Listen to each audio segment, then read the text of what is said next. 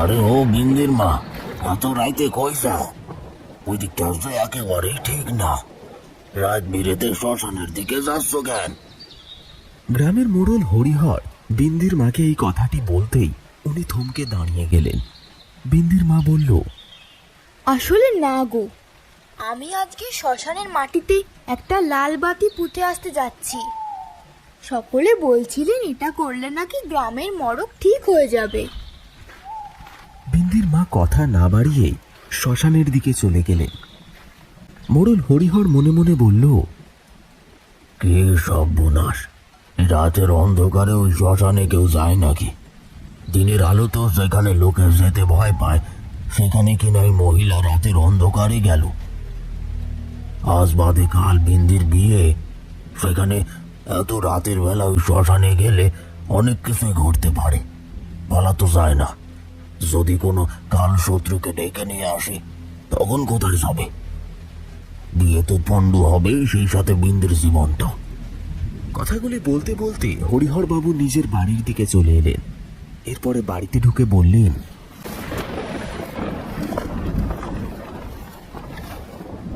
গিন্নি, ও গিন্নি, ঘুমিয়ে পড়েছ নাকি? কি হলো বলবে তো? আহা, কি মুশকিল বলো দেখি। আরে কতক্ষণে ঝড় বৃষ্টির মধ্যে বাইরে দাঁড়িয়ে থাকবো? হরিহর বাবুর স্ত্রী তড়িঘড়ি এসে দরজাখানা খুলে দিলেন। উনি ভিতরে ঢুকে ছাতিখানাকে লোহার শিকলের সাথে ঝুলিয়ে দিয়ে গামছাটা নিয়ে মাথাখানা মুছতে শুরু করলেন। তারপরে গিন্নিকে উদ্দেশ্য করে বললেন, জানো গিন্নি, আজকে একখানা কাণ্ড হয়েছে। বিন্দির মা দেখলাম একা একা ওই ন্যাড়া বামুনের শ্মশানের দিকে চলে যাচ্ছে। আমি কত করে বারণ করলুম, কিন্তু আমার কথা শুনলই না। সে কি গো, এত রাতের বেলা বিন্দির মা ওভাবে নেড়া বামুনের শ্মশানের দিকে চলে গেল? এ কখনো হয়? আজ বাদে কালোর মেয়ের বিয়ে, আর সেখানে কিনা একা রাতে ওই প্রেতেদের ডেরায় পৌঁছে গেল বিন্দির মা। আরে বাবা, তুমি বাধা দিলে না কেন? তোমার চোখের সামনে দিয়েও চলে গেল, অথচ তুমি ওকে আটকাতে পারলে না। এবার যদি বড় সড়ো কোনো একটা বিপদ হয়, তখন তুমি কি করবে? হরিহর বাবু চিন্তিত হয়ে বললেন, গ্রামের মোড়ল হওয়ার দরুন এটা সত্যি কথা যে আমি গ্রামের প্রতিটা মানুষকে নিয়েই সমানভাবে চিন্তিত। এছাড়া গ্রামের মানুষের কাছে আমি অপরাধী হতে চাই না বলেই তো আজ প্রায় 30,000 টাকা আমি বিন্দির মায়ের হাতে তুলে দিলাম, যাতে ও ঠিকঠাকভাবে মেয়ের বিয়েটা সেরে ফেলতে পারে। মেয়ের বিয়েটা নিয়ে কতবার আমাকে অনুরোধ করেছিল। আমারও একটা সন্তান নেই। বিন্দিকে আমি তো নিজের সন্তানের মতোই দেখি, তাই ওর মুখের দিকে তাকিয়ে না করতে পারিনি। কি হবে এত টাকা পয়সার? আজ মরলে কাল 2 দিন। তার চেয়ে ভালো যেটুকু যা আছে সেটা মানুষের কাছে গচ্ছিত রেখেই চলে যায়।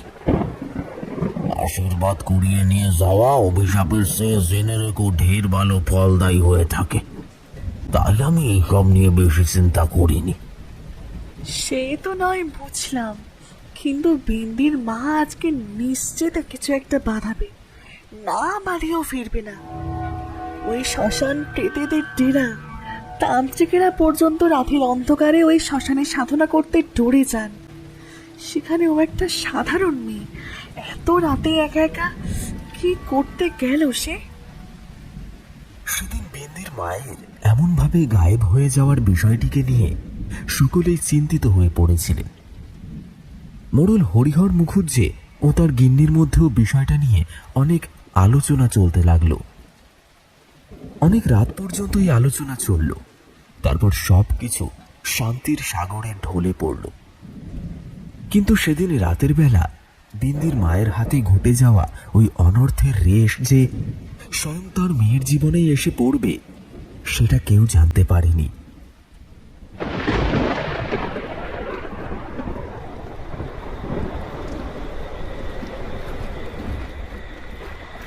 বিন্দির মা শ্মশানে পৌঁছলে দেখলেন চারিদিক কেমন নিস্তব্ধতার বেড়া জালে আবদ্ধ হয়ে পড়েছে। সেখানে কেউ নেই, একটা কাক পক্ষীও না। মাঝে মাঝে অন্ধকারের বুক চিরে প্যাঁচার কর্কশ সুর ভেসে আসছে কানে। সেটি কানের একেবারে পাশ ঘেঁষে আবার দূরে মিলিয়ে যাচ্ছে। বিন্দির মায়ের হাতে থাকা ওই লাল বস্ত্রের ধাগাটার বেড়ি হঠাৎ করেই খুলে গেল। পেঁচানো জিনিসটা কি করে এমনভাবে খুলে যেতে পারে সেটি তিনি কল্পনাও করতে পারলেন না। তিনি ওই জিনিসটির দিকে তাকিয়ে বললেন, এই ধাগাটা এইভাবে খুলে যেতে পারে কি করে? এটা তো আমি শক্ত করে পেঁচিয়ে নিয়ে এসেছিলাম। কিন্তু জটাধারী তান্ত্রিক বাবা তো আমাকে বারবার করে একটা কথা বলে দিয়েছিলেন। কি যেন বলেছিলেন উনি? হ্যাঁ, মনে পড়েছে। এই লাল ধাগাটাকে যদি অমাবস্যার রাতে তুই সাহসের সাথে গিয়ে ন্যাড়া বামুনের শ্মশানে পুঁতে রেখে আসতে পারিস, তাহলে জানবি তোদের পরিবারের উপর থেকে সব সংকট চিরকালের জন্য দূরীভূত হয়ে যাবে। কারণ এই ধাগার মধ্যে রয়েছে এমন এক শক্তি যেটি তোকে এবং তোর পরিবারকে সমস্ত রকমের বাধা বিপত্তি থেকে একেবারে দূরে সরিয়ে রাখবে। আর শুধুমাত্র তাই নয়, তার পাশাপাশি এই ধাগাটি যে কোনো ধরনের কালো শক্তিকেও দূর থেকে দূরে রাখবে। এই ধাগায় রয়েছে এমন এক শক্তি যাকে শেষ করবার জন্য একাধিক কালো শক্তি এটির দিকে ধাবিত হয়ে আসতে পারে, কিন্তু এটিকে উচ্ছেদ করে এগিয়ে যেতে পারে না। সত্যি এই ধাগাটি সেই অর্থে পরম শক্তিশালী, এটা মনে রাখিস। এটিকে উত্তর পশ্চিম দিকে পুঁতবি, মাটি খুঁড়ে তার মধ্যে ভরে দিবি, আর একবার এই কাজ সম্পন্ন হয়ে গেলে সামনের দিকে এগোতে থাকবি। তবে খবরদার, পিছনের দিকে কিন্তু ভুলেও তাকাবি না, কথাটা যেন মনে থাকে। বিন্দির মার সম্বিত ফিরে এলো। তিনি মনে মনে ভাবলেন, হ্যাঁ, এবারে সবটা একেবারে জলের মতো পরিষ্কার হয়ে গেছে। তাহলে এই ধাগাটিকে আমাকে উত্তর পশ্চিম দিকের একটা পরিষ্কার জায়গা দেখে মাটি খুঁড়ে সেখানেই পুঁতে দিতে হবে, যাতে এটি কারো হাতে না আসে। কিন্তু ধাগাটা এভাবে খুলে যাচ্ছে কেন? এটা তো হওয়ার কথা নয়। দেখি এটাকে ভালো করে আবার জড়িয়ে দিই। বিন্দির মা ওই লাল ধাগাটিকে ভালো করে প্যাঁচ দিয়ে জড়াতে যাবেন, এমন সময় জোরে জোরে হাওয়া বইতে শুরু করে দিল। এ কি, ঝড় উঠবে মনে হচ্ছে। এটা কিভাবে সম্ভব? এক্ষুনি তো সবকিছু ঠিক ছিল, হঠাৎ করে এমন ভাবে পরিস্থিতি বদলে গেল কেন? সবকিছু স্বাভাবিক না থাকলে আমি কাজটা করব কি করে? কিন্তু ঝড় থামল না, ক্রমে বেড়েই চলল তার গতি।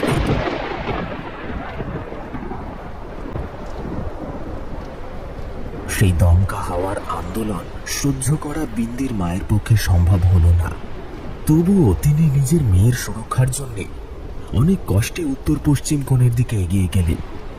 এমন সময় একটা পেঁচা গাছের কোটর থেকে ডেকে উঠল। এই প্রবল হাওয়ার মধ্যেও ধীরে ধীরে মাটি খুঁড়তে লাগলেন তিনি।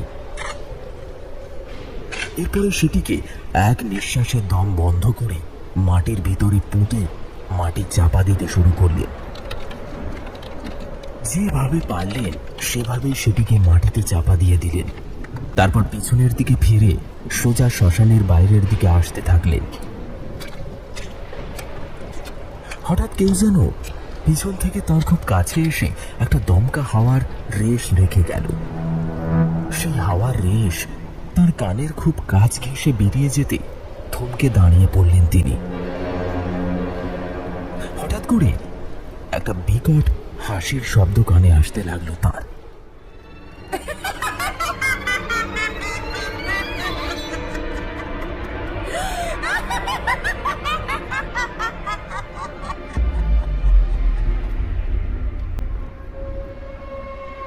কিরে কমলা, ওভাবে ফিরে চলে যাচ্ছিস যে? একবার ফিরে তাকাবি না? যা কেউ জানে না সেই অতীতকে তুই কি করে লুকিয়ে রাখবি বল? তোর স্বামী পাপ করেছিল, আমাকে একা পেয়ে আমার জীবনটা নষ্ট করেছিল, আর এরপরে তোকে বিয়ে করে সুখে শান্তিতে সংসার করছে। ব্যাস, হয়ে গেল তো 7 খুন মাফ। তুই ভেবেই নিলি যে এবার থেকে তোদের সবকিছু স্বাভাবিকভাবে চলবে, আর তোর মেয়ের বিয়েটাও খুব শান্তিপূর্ণভাবেই মিটে যাবে, তাই না?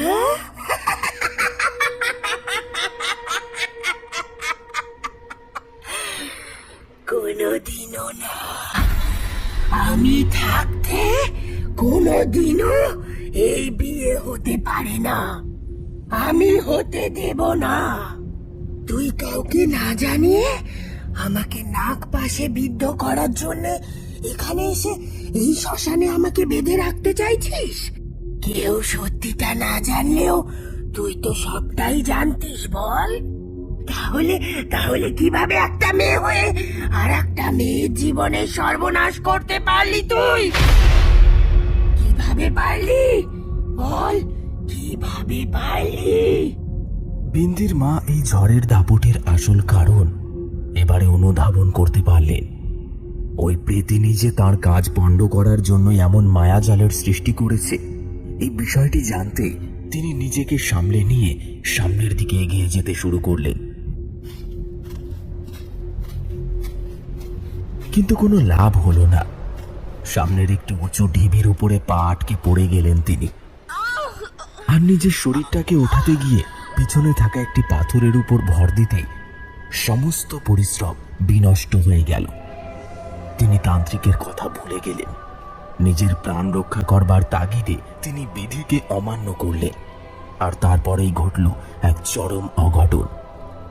সেই প্রেত কমলার একেবারে মুখের সামনে এসে উপস্থিত হলো। এরপরে সেই রক্ত মাখা মুখটাকে আরো কাছে নিয়ে এসে বলতে শুরু করলো, কিরে, যেটা পারবি না সেটা করতে যাস কেন? আমাকে আমার বদলাটা এবার চুপচাপ নিতে দে। অনেক তো হলো, আমিও তো সবটা হারিয়েছিলাম। তাই তুইও যদি নিজের চোখের সামনে নিজের স্বামী সন্তানকে এবার হারাতে দেখিস, তাহলে ক্ষতি কি? বিন্দির মা ভয়েতে একটা শব্দ মুখ থেকে বের করতে পারল না। এরপরে অনেক কষ্টে সাহস জুটিয়ে তারপরে বললেন, আমি আমি তোমাকে কিছুতেই ভয় পাই না। তুমি আমার মেয়ের কোনো ক্ষতি করতে পারবে না, কোনো ক্ষতি না। তোমার তো প্রাণ চাই, শরীর চাই, তাহলে আমার শরীরটা নাও, আমি তো রয়েছি। আমার যদি এই বয়সে প্রাণ চলে যায় তবুও কোনো আফসোস থাকবে না, কিন্তু আমার মেয়ের জীবনটা শেষ করো না। আমি তোমার কাছে হাত জোড় করে বলছি, মিনতি করছি। কিন্তু এভাবে ওই প্রেতকে শান্ত করা গেল না। সে চিৎকার করতে থাকলো আর বলতে থাকলো, আমার নাম কামিনী। আমি যেই দিন মৃত্যুকে বরণ করতে বাধ্য হয়েছিলাম, সেই দিন তোর এই দয়া, মায়া, মমতা কোথায় ছিল কমলা? সেদিন তো তুই আমাকে একটা অবলা নারী ভেবে মরতে দিয়ে চলে গিয়েছিলিস। একবারের জন্য পিছনের দিকে ফিরে দেখিসনি। তখন স্বামীর সুখ আর সোহাগ উপভোগ করার আশায় এখান থেকে পালিয়েছিলিস, আর এতকাল ধরে ওই জটাধারীর কাছ থেকে সুযোগ সুবিধা নিয়ে গেছিস। তন্ত্রের জালে জড়িয়ে সে আমাকে মুক্তি পেতে দেয়নি, না হলে আমি অনেক আগেই সবটা শেষ করে দিতাম। তুই সব থেকে বড় ভুল করে ফেলেছিস, একা একা এই জিনিসটাকে এখানে পুঁততে এসে। এটাই তোর সব থেকে বড় অপরাধ। আমি জানতাম এই কাজ তোর একার দ্বারা কখনোই সম্ভব হবে না, আর আমি সেই সুযোগটাকেই ভরপুর কাজে লাগিয়েছি। ওই জট লাল ধাগার সেই সুতোটাকে আমি খুলে দিয়েছি। এখন সেই জট আর নেই, সেই সুতো আলগা হয়ে গেছে, ফলে সেটি এখন আর কোনো প্রেতকে আটকে রাখতে পারবে না। ফলে আমিও মুক্ত হয়ে গেছি। বিন্দির মায়ের ঠোঁট কাঁপতে শুরু করলো, মাথা বেয়ে ঘাম ঝরে পড়তে শুরু করলো। এরপরে উনি কম্পমান স্বরে বললেন, তবে তবে কি জটাধারীও? তার ক্ষমতা ক্রমে বৃদ্ধি পেতে শুরু করলো। সে নানান রকমের বিকট রূপ প্রদর্শন করতে লাগলো।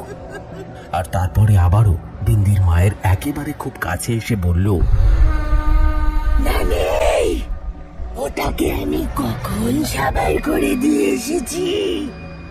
এখন মাঠ একেবারে ফাঁকা, কেউ নেই, কোথাও নেই। এখন কেউ আমার পথে বাধা সৃষ্টি করতে পারবে না। এখন কেউ আর আমার কোনো ক্ষতিও করতে পারবে না। আমার পথে বাধা হতে যে আসবে তাকেই আমি একেবারে শেষ করে ফেলবো। আমি কোনো কাজ করতে পারিনি, কিন্তু এখন কি করবি বল? এবারে তোরা কি করবি? কোথায় গেল তোদের শক্তি?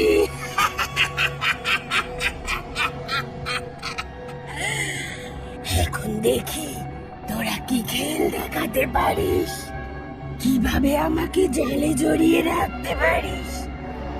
এখন কেবল কামিনীর মায়া জাল কাজ করবে, আর কারণ নয়। আর আমি যা যা চেয়েছি এবারে সেটাই হবে। মিলিয়ে নিস আমার কথা।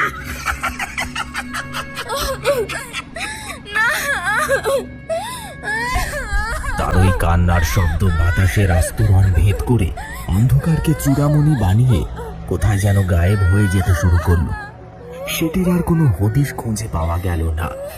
কিন্তু সেই বিভাগে মায়ের হৃদয় বিদারক কান্নার সুরটা একইভাবে বাতাসকে আন্দোলিত করেই চলল।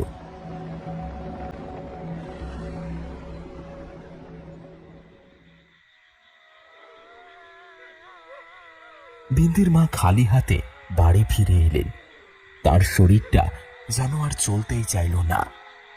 কিন্তু এমন বিষয়টিকে গ্রামের পঞ্চায়েতের কাছে তুললেও যে বিশেষ লাভ হবে না, এবং এই বিষয়টি তিনি বেশ আন্দাজ করতে পেরেছিলেন। এই কারণে একেবারে জড় পদার্থের মতন বসে রইলেন। বাড়ির দাওয়ার সামনে বসে কাঁদতে থাকলেন। মুখ ফেরাতেই দেখলেন মেয়ের বিয়ের ফুলগুলো ওইভাবেই সাজানো রয়েছে। আগামীকাল সকালেই বিন্দির বিয়ে, কিন্তু এই ফুলগুলোর আয়ু যে একেবারেই শেষ। ফুলগুলো শুকিয়ে একেবারে কালো হয়ে গেল। চোখের নিমেষে সেগুলির বর্ণ সম্পূর্ণরূপে বদলে গেল। সেগুলির আর কোনো অস্তিত্ব রইল না। সমস্ত ফুল কমলার চোখের সামনে ঝরে মাটিতে পড়ে গেল। কমলা সেটি দেখা মাত্রই চমকে উঠলেন। এরপরেই মনে হলো দমকা হওয়ার সাথেই একটা ভয়ঙ্কর হাসির শব্দ চারিদিকের ভূমিকে প্লাবিত করে অন্দরে প্রবেশ করছে। সেটির আভাস পাওয়া মাত্র কমলা জ্ঞান হারিয়ে ফেলল।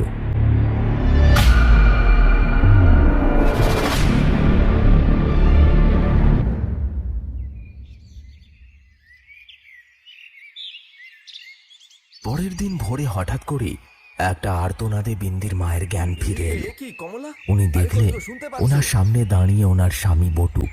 তিনি কমলাকে অমন অবস্থায় দেখার সাথে সাথেই বললেন, আমি জানতাম এরকমই যে কিছু একটা অনিষ্ট হবে, এটা আমি আগে থেকেই টের পেয়েছিলাম। আমি বারবার তোমাকে ওই শ্মশানের দিকে যেতে নিষেধ করেছিলাম, কিন্তু তুমি বললে তুমি নাকি সব বিপদের হাত থেকে আমাদের রক্ষা করবার জন্যই সেদিকে যাচ্ছ। এবারে যে বিপদটি ঘাড়ে চেপেছে তা এত সহজে নামবে না, এটা জেনে রেখো। কারণ এবারে ওই বিপদ তোমার মেয়েকেও নিজের সাথে করে নিয়ে যাবে। সে তোমার মেয়েকে শেষ করে ফেলবে। যার সুরক্ষার জন্য এত কষ্ট করলে, এত ঝক্কি পোয়ালে, সেই এবারে থাকবে না। বিন্দির মা চমকে উঠলেন। তারপরে বললেন, কেন? একে সর্বনাশ হলো আমার মেয়েটার। কি হয়েছে বিন্দির? আমাদের মেয়ে স্বাভাবিক নেই, আর ভয়ঙ্কর ভাবে আমাদের দিকে চেয়ে রয়েছে। বিড়বিড় করে কি সব কথা বলছে। মুখের ভাব একেবারে বদলে গিয়েছে। গায়ের রং একেবারে কালচে বর্ণ ধারণ করেছে। আর ওর চোখ দুটো একেবারে লাল টকটক করছে। জানি না কি হবে, মেয়েটাকে বাঁচাতে হবে কমলা, যে করেই হোক মেয়েটাকে রক্ষা করো, না হলে যে সবটা শেষ হয়ে যাবে। কমলা তড়ি ঘড়ি করে বিন্দির ঘরের দিকে এগিয়ে যায়। তারপরে বিন্দির দিকে চোখ পড়তেই সে দেখে বিন্দি বিকট ভাবে হাসছে। তার দিকে তাকিয়ে বলছে,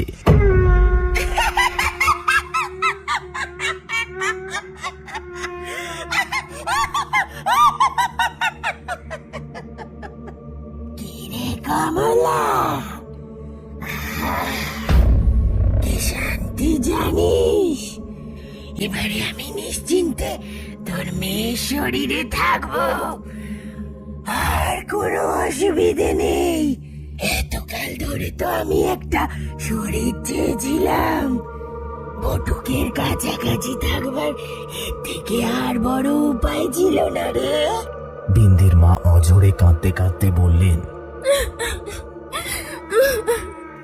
এ হতে পারে না, এ কিছুতেই হতে পারে না। এটা তুমি করতে পারো না। দরকার পড়লে তুমি আমার শরীরটা নাও। আমি তো তোমাকে বলেছি তুমি আমাকে নাও, এদেরকে ছেড়ে দাও।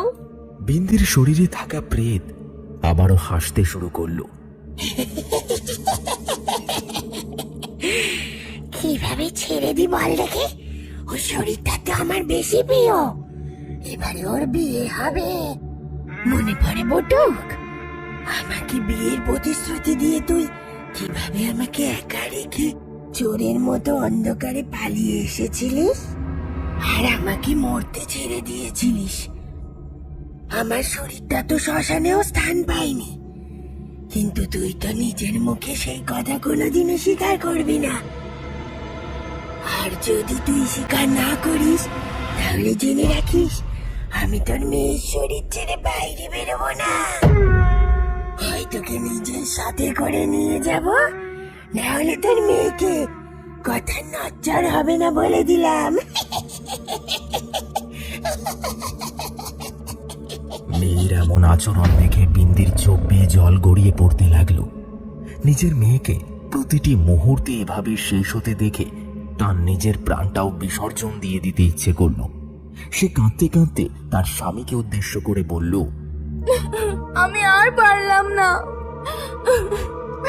আমি জানতাম এভাবেই সবটা শেষ হবে, এই জন্য বলেছিলাম কোনোদিনও কোনো পাপ করো না, কোনোদিনও কোনো মানুষের মনের মধ্যে ভালোবাসার আগুন জ্বালিয়ে তাকে একা ফেলে চলে আসতে নেই। বিশ্বাসঘাতকদের ঈশ্বর কোনোদিনও কোনো ক্ষমা করে না, তাদেরকে উনি কোনোদিনও ছেড়ে কথা বলে না।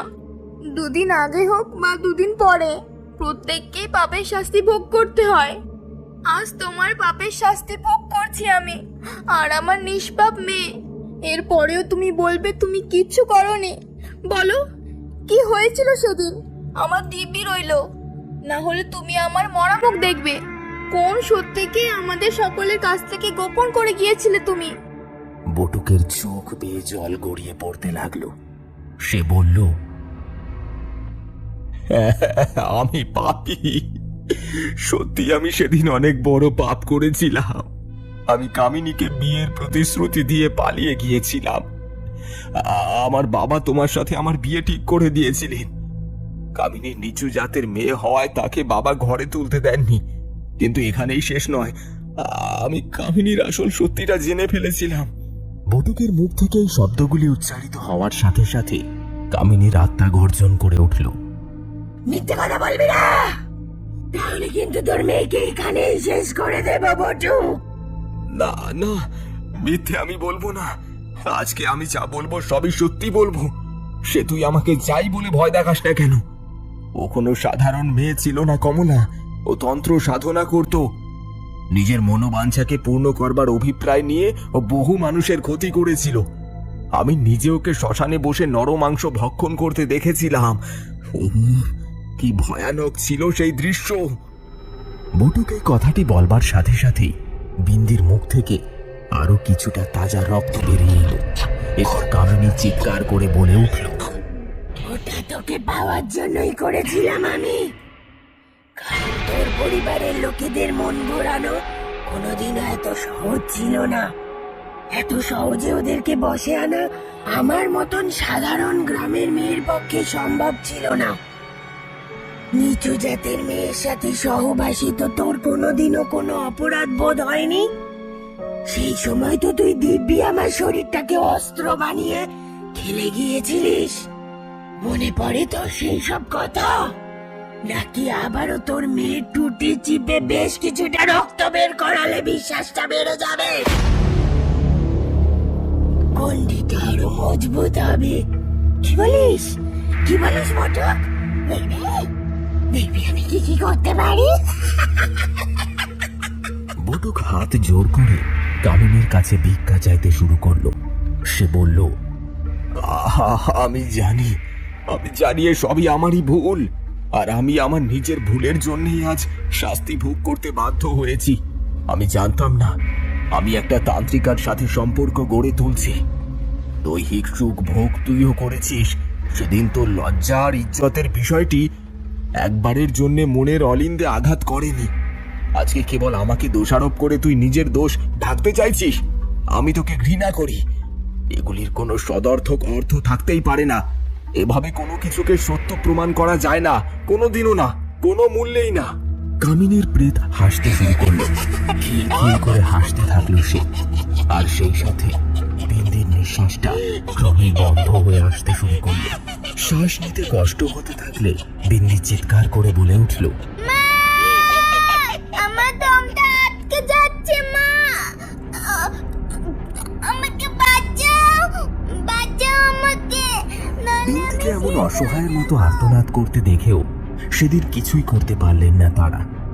কিন্তু এমন সময় সেই জটাধারী তান্ত্রিক রক্ত মাখা শরীরটা নিয়ে এসে সেখানে উপস্থিত হলেন। তাকে দেখে সকলেই চমকে উঠল। বিন্দির মা তাকে উদ্দেশ্য করে বলল, এ কি বাবা, আপনি এখানে এলেন কিভাবে? ও যে বলল আপনাকে শেষ করে দিয়ে এসেছে। জটাধারীকে শক্তিহীন করা এত সহজ নয়।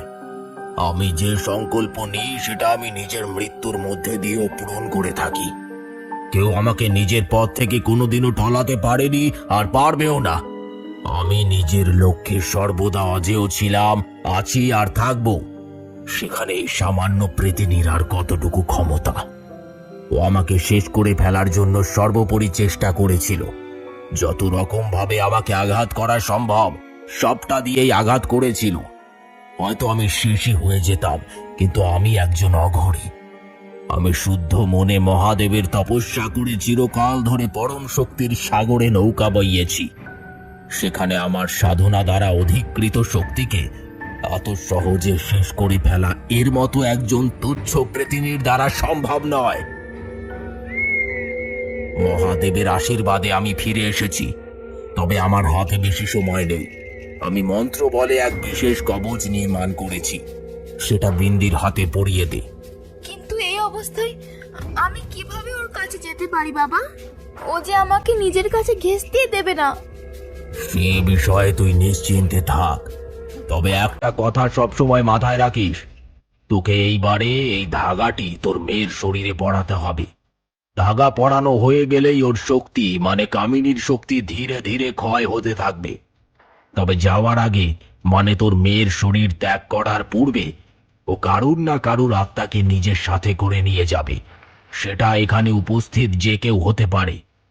আমি আমার শেষ সম্বলটুকু দিয়ে এই কবচকে প্রস্তুত করেছি। এরপরে কি ঘটবে সেটি আমি জানি না।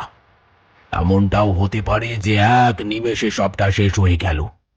তাই তুই যা করবি খুব সাবধানে করবি কমলা। এর মধ্যে মন্ত্রের শক্তি রয়েছে, তাই এটিকে উপেক্ষা করতে পারবে না ওই কামিনী।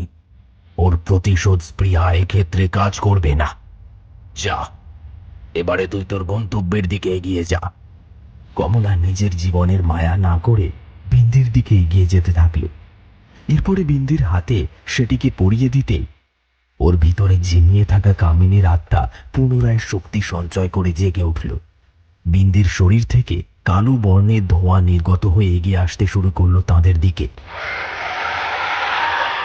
কালো ধোঁয়াটি গোটা অঞ্চলটিকে কেন্দ্র করে প্রদক্ষিণ করতে থাকলো, আর এরপরে সেটি প্রবেশ করলো বটুকের শরীরে। বটুক চিৎকার করতে লাগলো, কিন্তু ধীরে ধীরে মনে হলো কেউ যেন ওর শ্বাস বন্ধ করে ওকে মেরে ফেলতে চাইছে। আর ঠিক তেমনটাই ঘটল।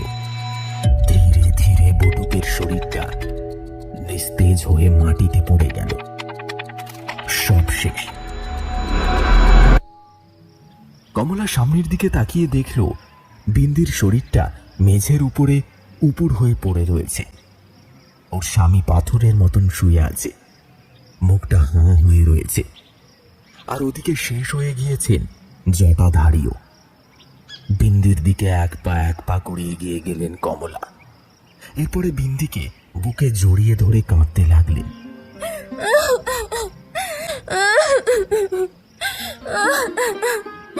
কেউ তো রইলো না, আর কাকে নিয়ে বাঁচবো আমি? সবাই তো আমার চোখের সামনে শেষ হয়ে গেল। আমার তো বেঁচে থাকার আর কোনো উদ্দেশ্য রইলো না। কমলার চোখের জলের ফোঁটাগুলি বিন্দির মুখের উপর টপ টপ করে পড়তেই ধীরে ধীরে চোখটা খুলল বিন্দি আর বলে উঠল, মা, আমি ঠিক আছি গো। আমার কিচ্ছু হয়নি, দেখো সব ভালো হয়ে গেছে। সব কিছু আবার আগের মতো হয়ে গেছে। সেদিন বিন্দিকে ফিরে পেয়ে কমলা ওকে বুকে জড়িয়ে ধরে অনেক কেঁদেছিল। কিন্তু বিন্দির মনির গাঢ় লাল রঙের দিকে কেউ চেয়ে দেখেনি। কারণ কামিনী ওই বিষয়টিকে যে সকলের আড়ালেই রেখে দিয়েছিল। সকলকেও শেষ করলেও সে যে বিন্দির শরীর ত্যাগ করেনি এ কথা কেউই জানত না। যে সুখ সে বেঁচে থেকে ভোগ করে আসতে পারেনি, সেই সুখ সে বিন্দির বৈবাহিক জীবনে থেকে পেতে চেয়েছিল। তাই সবার অলক্ষ্যে থেকে যাওয়া এই বিভীষিকার চিত্রটা যে আরো ভয়ঙ্করভাবে ফুটে উঠতে চলেছিল।